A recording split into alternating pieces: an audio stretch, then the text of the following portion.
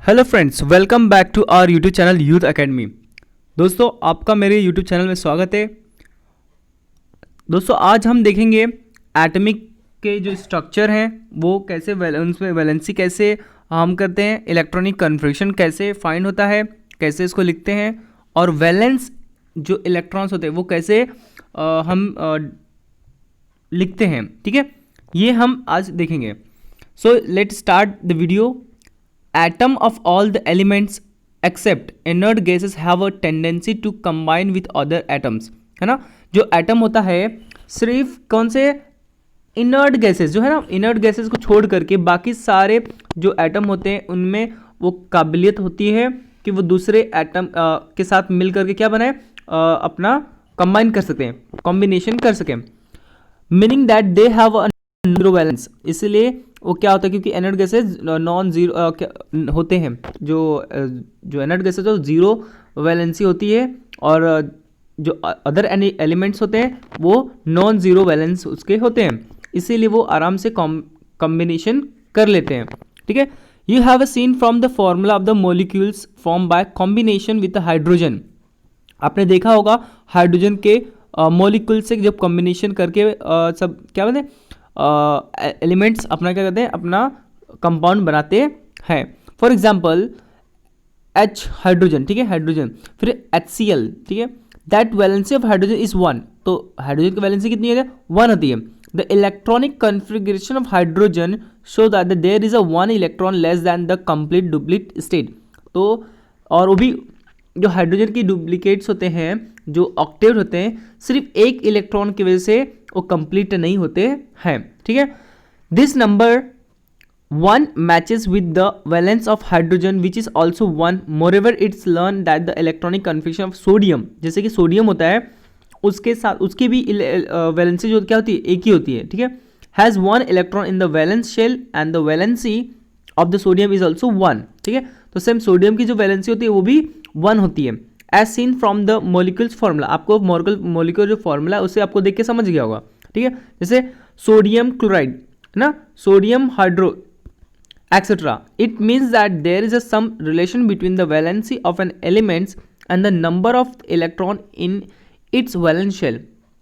तो इसका जो रिलेशन है इस तरह वैलेंस शेल के साथ होता है। ठीक है, नेक्स्ट देखेंगे the following table showing that the molecules formula of compound form by some elements. जो मोलिकुल फार्मूला से जो कंपाउंड बनते हैं वो सम एलिमेंट से मिलके कंबाइन करके बन रहे हैं। तो write the valency of the this respective elements obtain from them and also their electronic configuration and the number of their valence electron in the empty space.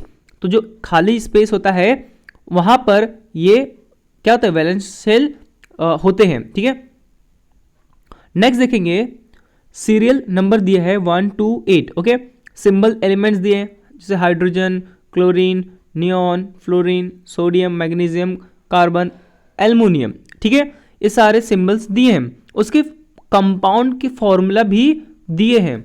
तो वैलेंसी ऑफ द एलिमेंट्स दिया है, 3 के दिए हैं valency, और आगे के हमको फाइंड करने हैं। अगर दोस्तों तो देखेंगे जो 3 दे दिए हैं, चौथे के हम देखेंगे क्या है, फ्लोरीन। फ्लोरीन की जो वैलेंसी होती है वो 1 होती है। कितनी होती है, 1। ठीक है, क्योंकि फ्लोरीन का जो एटॉमिक नंबर होता है वो 9 होता है। ओके, सो इलेक्ट्रॉनिक कन्फिग्रेशन क्या होगा, 2,7। ठीक है, 2,7 फ्लोरीन की बात कर रहा हूं। ठीक है, नियॉन, हाँ नियॉन आप देख लो पहले, थर्ड में नियॉन आपको दिया नहीं है इलेक्ट्रॉनिक कन्फिग्रेशन, तो हम लिख लेंगे। तो नियॉन की जो एटॉमिक नंबर होता है वो 10 होता है। ठीक है, तो 10 होता है तो इलेक्ट्रॉनिक कन्फिग्रेशन होगा 2,8। नंबर ऑफ वैलेंस इलेक्ट्रॉन्स कितने होंगे, 8, क्योंकि बाहर कितने हैं, 8 है बाहर के शेल में, तो इसलिए बाहर होंगे 8। और इस लास्ट वाले ब्रैकेट में होगा यस 0। तो इस तरह आप फटाफट भर लीजिए, मैं एक एक्सप्लेन कर देता हूं। ठीक है, तो sodium first of all fluorine का लिख लीजिए, वैलेंसी में 1, इलेक्ट्रॉनिक कन्फिग्रेशन में 2,7, नंबर ऑफ वैलेंस में 7, और लास्ट में 1, ठीक है। एट माइनस एक्स है ना, तो वहाँ पे 1। तो एक कॉलम में आपको बताता हूँ, आप कॉलम के हिसाब से भर लीजिए। तो वैलेंसी ऑफ द एलिमेंट्स में हम देखेंगे सोडियम में 7, मैग्नीशियम में 6, कार्बन में 4, एल्युमिनियम में 5। ओके, नेक्स्ट देखेंगे फ्लोरीन। फ्लोरीन का इलेक्ट्रॉनिक कॉन्फ़िगरेशन क्या होता है?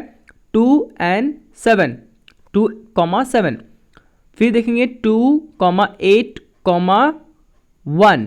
ओके, फिर मैग्नीशियम का 2,8, 2। देन कार्बन का 2,4 एंड एल्युमिनियम का 2,8, 3।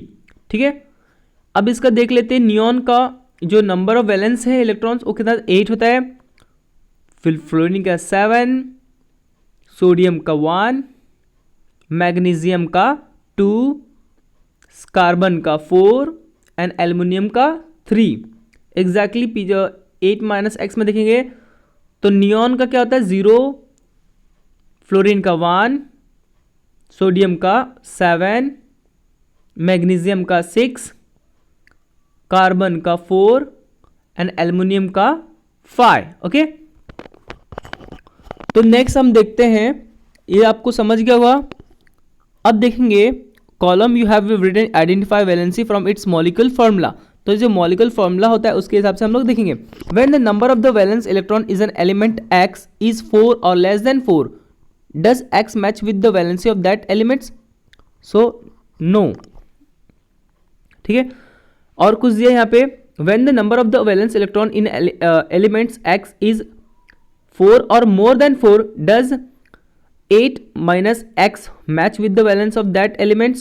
How many electron? Yes, and how many electrons are used to complete the octet?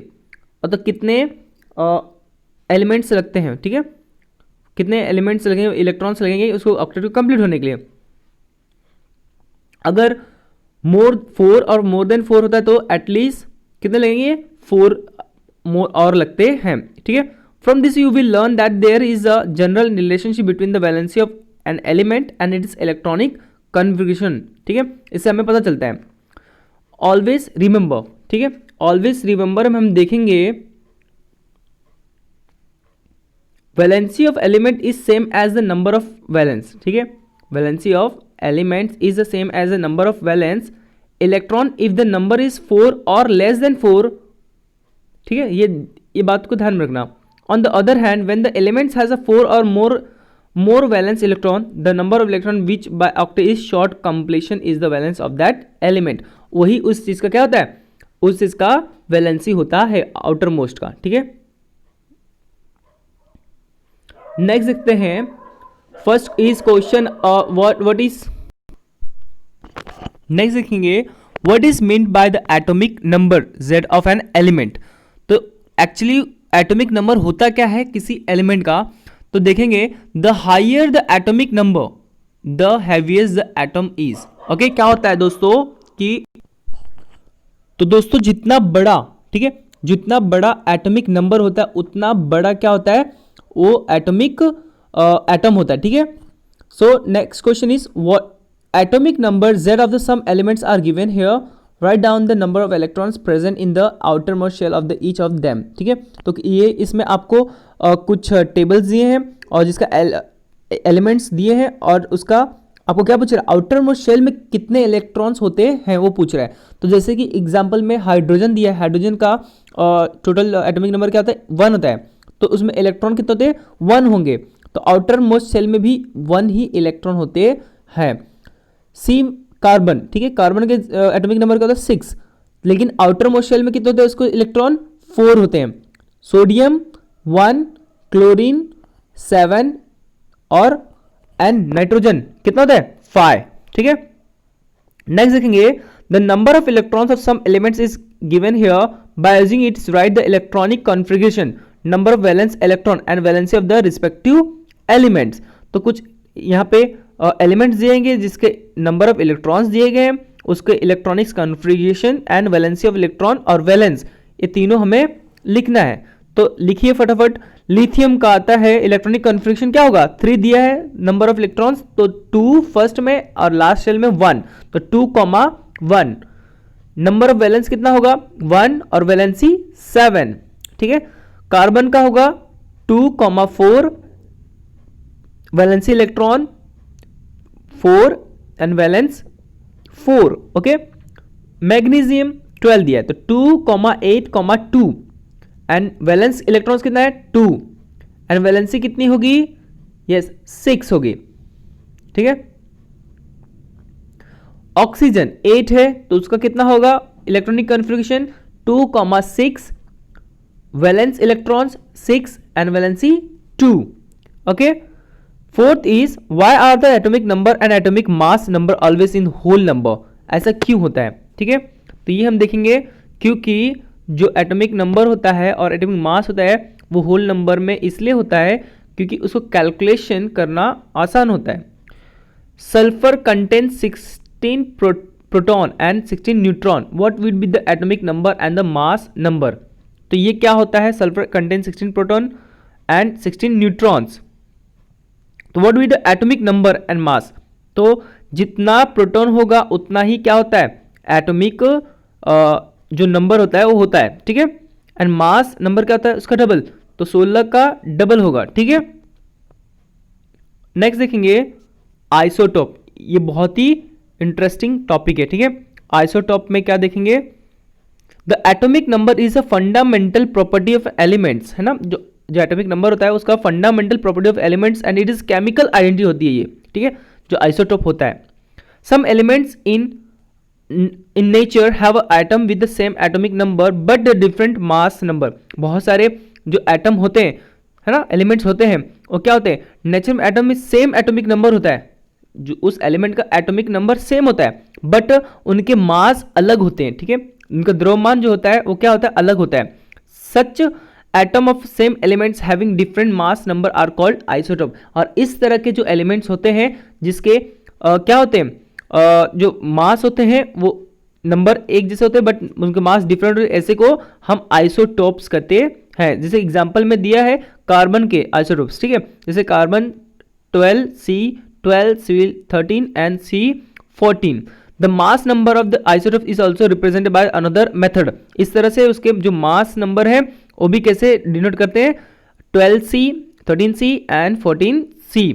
Isotopes have a same proton number but a different neutron number.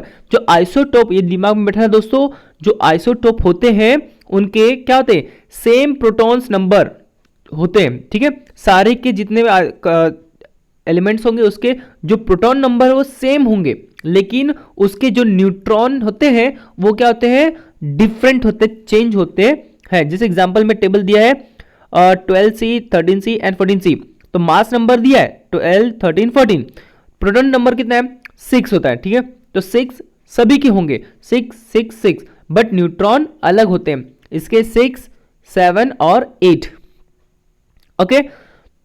Next देखेंगे hydrogen has 3 isotope, जो hydrogen होता है उसके 3 isotopes होते हैं, जैसे कि hydrogen, deuterium and tritium, ठीक है।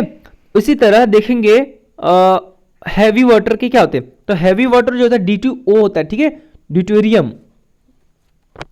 कंप्लीट द टेबल, तो दोस्तों यहाँ पे कुछ टेबल दिया है, इसे हम कंप्लीट करेंगे। फर्स्ट इज आइसोटोप्स दिया है प्रोटॉन, ठीक है, तो 1H1 मीन्स जो ऊपर 1 है तो वो प्रोटॉन कितना 1 होगा, क्योंकि सभी के प्रोटॉन क्या होते हैं एक इक्वल होते हैं, ठीक है। तो ये हाइड्रोजन, ड्यूटेरियम और ट्रिटियम, ठीक है, तो 1H1 2H1, ठीक है, 3H1, ठीक है, तो ये इस तरह होता है। न्यूट्रॉन्स में लिखेंगे 0 1 एंड 2। नेक्स्ट देखेंगे 35C17, तो ये होते हैं प्रोटॉन, इनके सेम होंगे, प्रोटॉन क्या होंगे सेम होंगे 17, ठीक है, 17 और 37C17, इसमें भी क्या आएगा 17, बट न्यूट्रॉन में कितने आएंगे 18 एंड 20, ठीक है। ये कैसे फाइंड करेंगे, तो फॉर्मूला दिया है n capital N is equal to A minus Z, ठीक है, इस तरह हम न्यूट्रॉन्स फाइंड कर सकते हैं दोस्तों। तो हम आगे देखते हैं कुछ यूज ऑफ आइसोटोप, कहाँ इस्तेमाल किया जाता है आइसोटोप्स का, ठीक है, तो ये इसको हम अच्छे से समझेंगे। Isotopes of some elements are radioactive, कुछ आइसोटोप्स हो तो बहुत ही रेडियो एक्टिव होते हैं, ठीक है, गुणधर्मी होते हैं। They are use in various field such as industry, agriculture, medicine, research field, है ना, बहुत सारे अलग अलग फील्ड में इस आइसोटोप्स का इस्तेमाल किया जाता है। जैसे एग्जांपल में फर्स्ट यूरेनियम, है ना, uranium 235 is use for nuclear fission and production of electricity. जो यूरेनियम होता है 235, ये आइसोटोप है जो जिसका इस्तेमाल न्यूक्लियर फिजन में इस्तेमाल किया जाता है और इलेक्ट्रिसिटी को प्रोड्यूस किया जाता है बड़े पैमाने पे। Some radioactive isotopes like cobalt 60 are use in the medical treatment of fatal disease like cancer. जो बहुत घातक बीमारी है, कौन सा, कैंसर, इसके इलाज में ये आइसोटोप्स का इस्तेमाल किया जाता है, कोबाल्ट 60 का इस्तेमाल किया जाता है।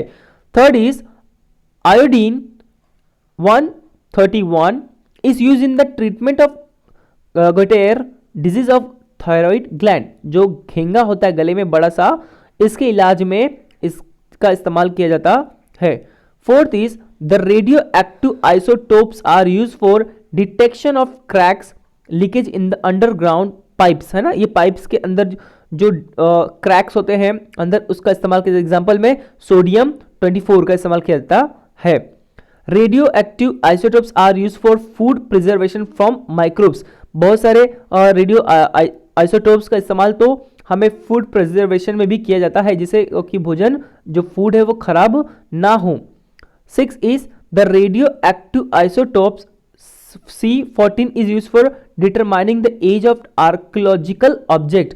जो C पर कार्बन डेटिंग इस्तेमाल किया जाता है, यस, कार्बन डेटिंग ये मेथड से किया जाता है C14 से ही, जो कि क्या जो जमीन में मिलती है कोई भी चीज तो वो कितना पुरानी है, ठीक है, कितना बहुत सालों से, कितने साल से पड़ा है वो, उसके एज जो साल होता है वो पता करने के लिए इसका ही इस्तेमाल किया जाता है, ठीक है। तो दोस्तों अब मुझे एक आशा है कि आपको समझ गया होगा। अब नेक्स्ट देखेंगे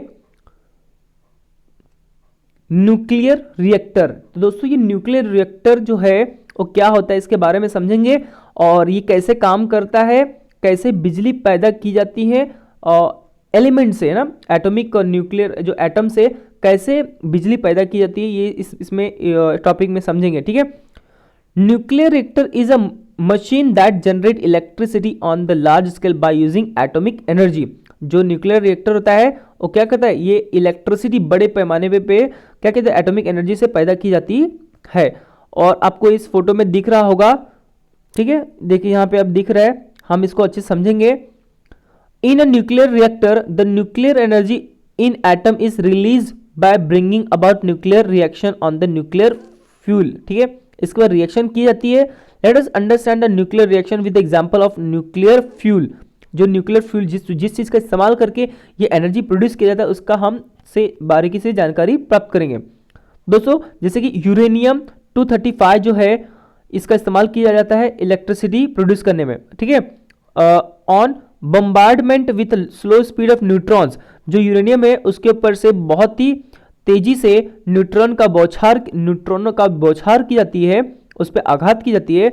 और the nucleus of the isotope uranium, जो आइसोटोप यूरेनियम है 235 अंडरगोस न्यूक्लियर फिजन, और वो उसका न्यूक्लियर फिजन होता है to form nuclei of two different elements. दो चीज होता है, कौन सा, krypton 92 and barium 141 and 2 to 3 neutrons, और 2 से 3 न्यूट्रॉन्स, ठीक है।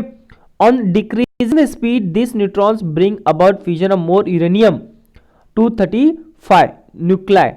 In this way a chain reaction of nuclear fission take place. इस तरह से न्यूक्लियर रिएक्शन क्या होता है, चेन बन जाता है, ठीक है। जब हम किसी यूरेनियम पे हम न्यूट्रॉन्स का आघात करते हैं तो उसमें केमिकल रिएक्शन होता है जिससे कि वो उसमें बहुत ज़्यादा एनर्जी प्रोड्यूस होती है, ठीक है। और उस एनर्जी को क्या करते हैं, एनर्जी इलेक्ट्रिसिटी प्रोड्यूस करने में इस्तेमाल करते हैं। This chain reaction is kept under control to prevent the probable explosion. और ये इतना तेजी से वो रिएक्शन करते हैं कि बहुत बड़ा एनर्जी, बहुत अधिक मात्रा में एनर्जी का निर्माण होता है।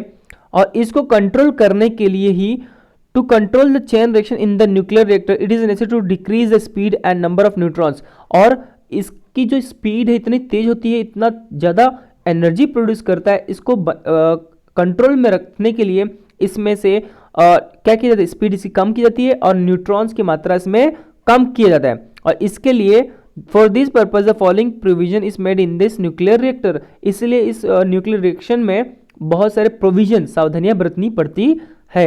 जैसे कि फर्स्ट इस्तेमाल किया जाता है मॉडरेटर, है ना, मॉडरेटर का, जैसे ग्रेफाइट और heavy water is use as moderator for reducing the speed of neutrons. जो न्यूट्रॉन्स हैं उसकी स्पीड को कम करने के लिए इसमें ग्रेफाइट या कहे तो हैवी वाटर का इस्तेमाल किया जाता है, मॉडरेट करने के लिए, स्पीड को कम करने के लिए। ठीक है। सेकेंड पॉइंट इज कंट्रोलर, है ना, इसको कंट्रोल करना पड़ेगा ना, नहीं तो ज़्यादा, अगर ज़्यादा एनर्जी प्रोड्यूस हुआ तो क्या होगा, ब्लास्ट हो सकता है, वहाँ पे बहुत ज़्यादा नुकसान हो सकता है।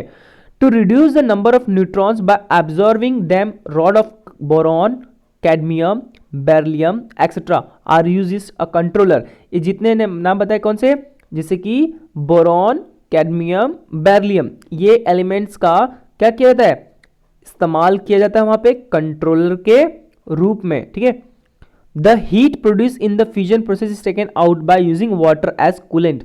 और जो हीट जो इससे प्रोड्यूस होता है, जो इससे जो ज्वाला निकलती है ना, इससे क्या किया जाता है, पानी को गर्म करके उसको ठंडा किया जाता है। ठीक है। पानी को गर्म किया जाता है और जिसकी वजह से क्या होता है, टरबाइन घूमता है, और टरबाइन घूमेगा तो क्या होगा, इलेक्ट्रिसिटी बनता है। Water is transform into steam. देखो, पानी को गर्म करेंगे और पानी गर्म होगा तो भाप बनेगा, भाप से क्या होगा, वो क्या करेंगे, by means of this heat turbines are driven and electricity generate. और वो भाप को क्या करेंगे, टरबाइन पे डालेंगे, जिसके प्रेशराइज से वो पंखा घूमेगा, और पंखा घूमेगा टरबाइन का तो क्या बनेगा, इलेक्ट्रिसिटी प्रोड्यूस होता है। ठीक है। इन इंडिया अपने, हाँ हमने देखा नहीं है फोटो, देखिए ये यहाँ पे हमारा मुंबई में है, ये न्यूक्लियर रिएक्टर है, ये भाभा एटॉमिक रिसर्च सेंटर। यहाँ पर ही क्या किया जाता है, ये रिएक्टर का इस्तेमाल करके हम इलेक्ट्रिसिटी प्रोड्यूस करते हैं। ठीक है। नेक्स्ट देखेंगे, in India total 22 nuclear reactor in 8 place are functioning, है ना, इंडिया में टोटल 22 न्यूक्लियर रिएक्टर है जो 8 जगहों पर फंक्शनिंग कर रहे हैं अभी, जिसमें से Apsara at the Bhabha Atomic Research Centre in Mumbai is the first nuclear reactor in India. जो अप्सरा है वो भाभा एटॉमिक सेंटर का सबसे पहला न्यूक्लियर रिएक्टर है जो इंडिया में स्थापित किया गया, विच वेंट क्रिटिकल ऑन 4 अगस्त 1956। ठीक है, ये उस समय बना था। ठीक है। India has large reserve of the element thorium, India के पास बहुत अधिक मात्रा में थोरियम एलिमेंट्स है। ठीक है।